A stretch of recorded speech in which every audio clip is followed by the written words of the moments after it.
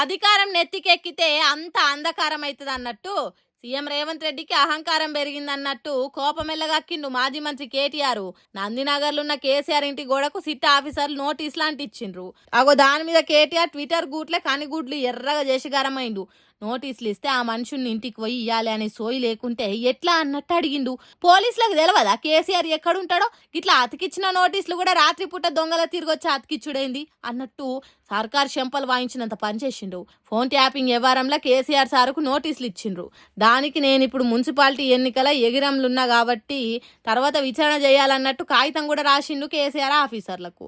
అట్లా రాసిన ఉత్తరంలో తాను ఉండే ఇంటి అడ్రస్ ఉంటది కదా, పలానా జాగ నుంచి సిట్ ఆఫీసర్లకు కాగితం కారట్ వచ్చినట్టు తెలుస్తుంది కదా. అయినా తాను లేని ఇంటికాడికి పోయి అది కూడా రాత్రిపూట పోయి పేపర్లు అంటించుడు పోలీసు వ్యవహారం కాదు, అది దొంగ బుద్ధి అన్నట్టు చెప్పిండు.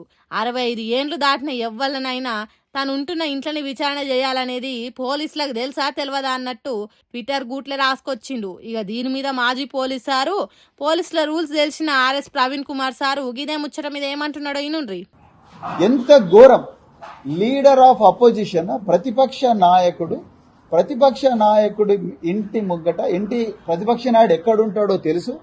ఆ క్యాబినెట్ లో ఉండే మంత్రులందరూ కూడా ప్రతిపక్ష నాయకుడి ఇంటికి పోయి రకరకాల పండగలకు కార్యక్రమాలకు ఇన్వైట్ చేయడం వచ్చు, ఫోటోలు దిగడం వచ్చు, సోషల్ మీడియాలో పెట్టడం వచ్చు, అధికారికంగా ఇవ్వడం వచ్చు. కానీ రేవంత్ రెడ్డి గారి కింద పనిచేస్తున్న పోలీసులకు మాత్రం కేసీఆర్ గారు నివాసం ఉంటున్న బంజారా హిల్సే కనిపిస్తా ఉన్నది, నందినగరే కనిపిస్తా ఉన్నది.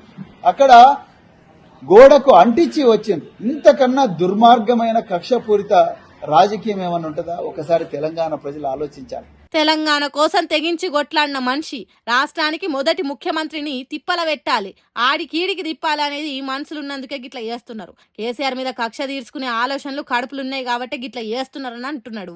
ఏ పెద్ద మనిషికి లేని ఇంటికి పోయి కాగితాలు అతికిచ్చుడు అవసరమా రేవంత్ రెడ్డికి అని తెలంగాణ జనం కూడా మాట్లాడుకుంటున్నారట.